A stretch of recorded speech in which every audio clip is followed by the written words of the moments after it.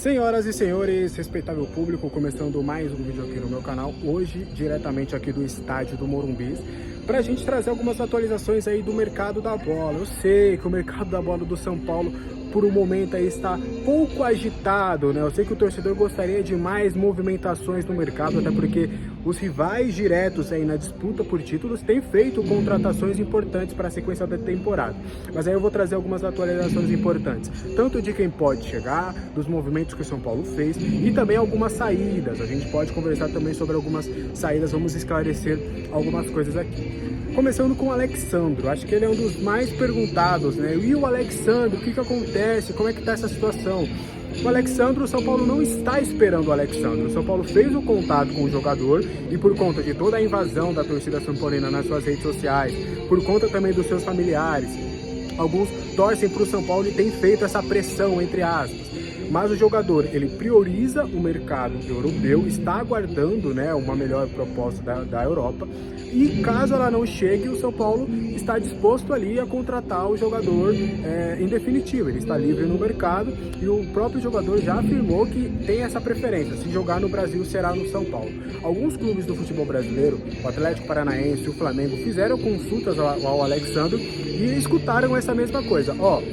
Eu quero focar na Europa, quero ficar na Europa, mas assim, se eu for jogar no futebol brasileiro, a minha prioridade vai ser o São Paulo, então aí as duas equipes nem quiseram estender mais conversa. Mas enquanto isso, enquanto o São Paulo, não é que o São Paulo espera o Alexandro, o São Paulo quer o Alexandro, mas já entendeu que pode demorar um pouco, a janela só fecha lá em 2 de setembro, então olha quanto tempo o Alexandro ainda tem para conseguir, quem sabe, um novo time. Mas o São Paulo não descarta a possibilidade de contratar um novo lateral esquerdo e depois, se o Alexandro quiser jogar no São Paulo, aí sim fazer a contratação em definitivo. Vamos trazer aqui alguns nomes que o São Paulo ou fez uma consulta ou que foram oferecidos ao São Paulo. São 4 nomes e que estão, a gente já pode falar que todos eles já estão bem descartados. O primeiro nome é o Lucas Pires, já é um interesse antigo do São Paulo. O Lucas Pires é um jogador que o São Paulo já tinha interesse desde os tempos lá do Santos, mas o jogador acertou em definitivo com o Burnley, vai jogar na Inglaterra, então não existe qualquer possibilidade de chegar no São Paulo.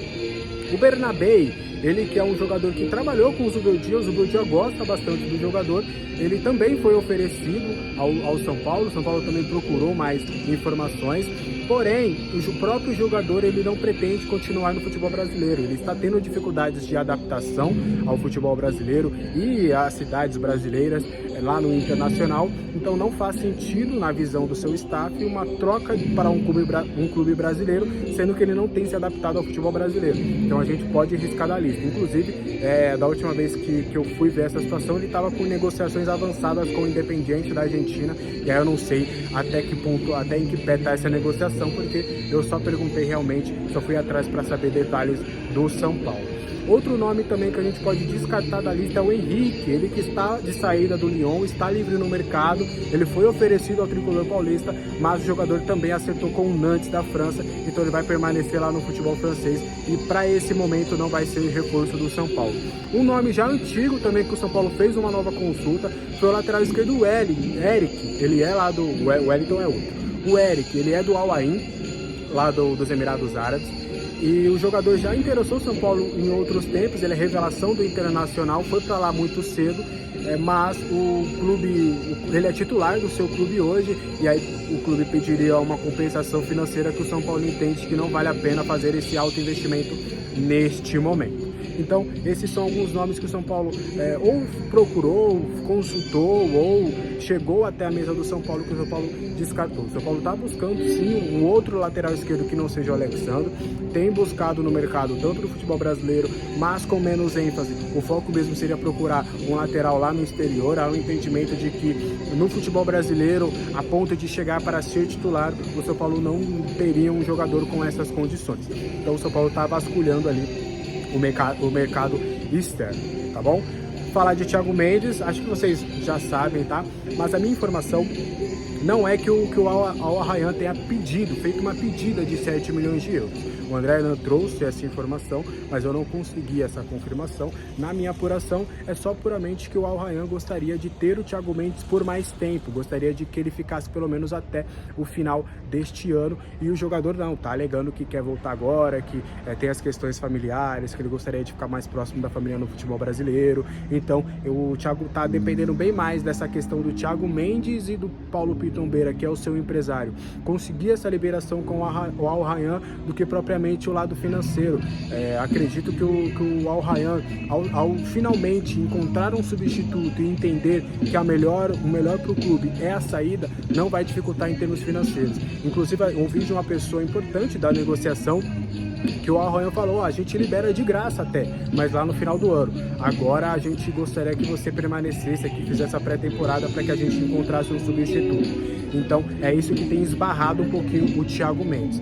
Tá dando uma empacada ali, mas ainda o São Paulo mantém o otimismo de conseguir esse reforço, enquanto também tá vasculhando ali, tem planos B, C, D, que tá vasculhando ali no mercado para a posição de volante. Beleza? Acho que a gente já falou bem das possíveis chegadas, né?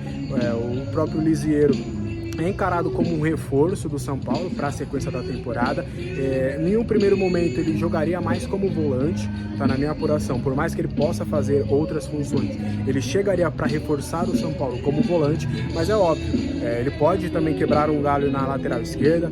O Zubeldia avalia, principalmente na questão do meio campo, que ele pode fazer 3 funções.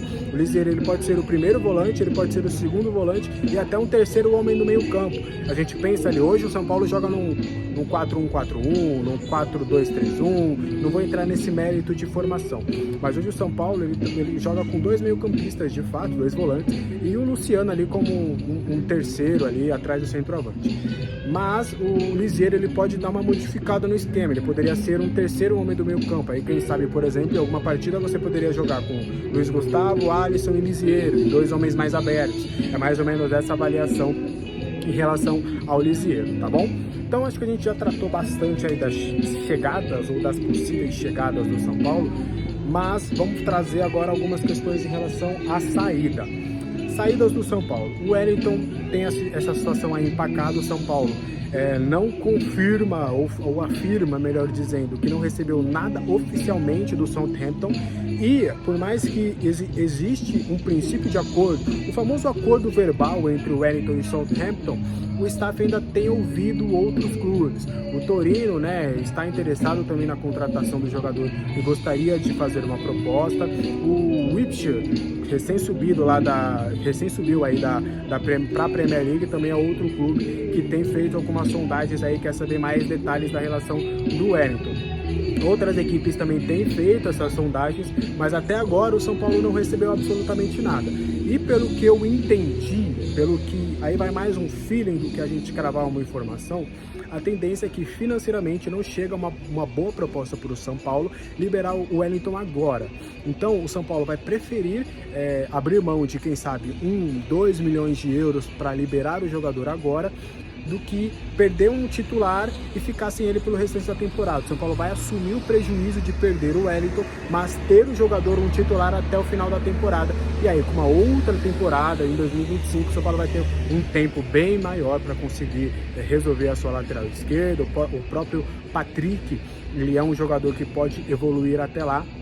Inclusive, o Riquelme, um nome interessante do São Paulo, o Riquelme do Sub-17, lá da seleção brasileira, ele sempre passou pelas seleções brasileiras de base, é um nome muito promissor do São Paulo para a lateral esquerda. Se recuperou de contusão, a tendência é até o final do ano ele fazer alguns trabalhos com o Sub-17, adquirir ritmo de jogo, jogar a Copa São Paulo de Futebol Júnior pelo Tricolor Paulista, e a tendência é ele ser alçado após a Copinha ali para os profissionais, para fazer aquela transição de profissional de Sub-20, Sub-17, Sub-20 para os profissionais. Ele deve ser ali um terceiro lateral esquerdo do São Paulo para a próxima temporada. Existe uma expectativa muito grande em relação ao Riquelme.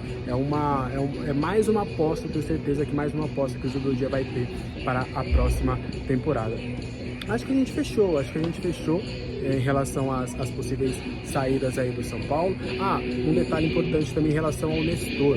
O Nestor, houve ali muitas falácias, muitas informações ali do futebol italiano, da imprensa italiana, em relação à possibilidade dele ter uma proposta do Bolonha. E eu já trouxe essa informação há um tempinho atrás, que o Bolonha era um dos clubes que fizeram sondagens para o Nestor.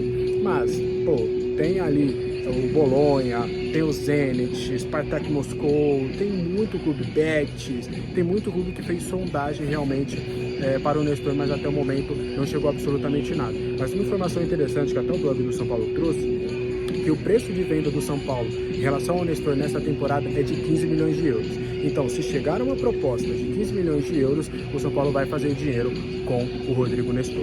Beleza? Acho que a gente conseguiu passar por tudo aí do mercado da bola. Estamos aqui no Morumbi. Vou terminar para deixar um pouquinho vocês aí olhar a vista aqui do estádio. Até o próximo vídeo. Tchau!